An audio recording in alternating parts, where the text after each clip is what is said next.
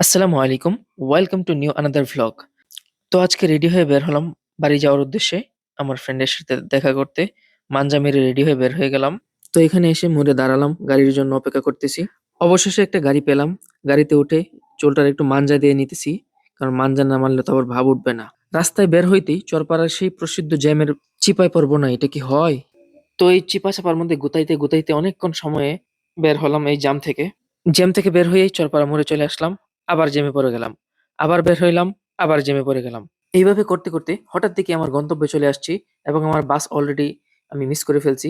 এজন্য তাড়াতাড়ি অটোওয়ালাকে টাকাটা দিয়া আমি বাসের দিকে দৌড় দিলাম। অবশেষে বাসে উঠতে পাইরাও লাভ হইল না কোনো। পুরা বাস জুড়ে কোনো সিট নাই। বাইরের দৃশ্যটা আপনাদেরকে দেখাইতে পারি নাই, সেজন্য আন্তরিকভাবে দুঃখিত। তারপরেও ২-১ টা ফুটেজ নেওয়ার চেষ্টা করছি।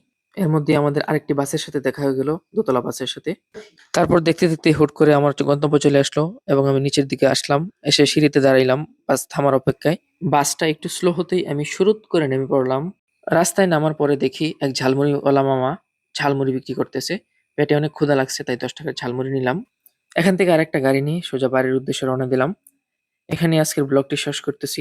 এটা আমার ফার্স্ট ভ্লগ ভিডিও। জানি না কেমন হইছে। ইনশাআল্লাহ সুন্দর, সুন্দর ভ্লগ ভিডিও উপহার দেওয়ার চেষ্টা করব।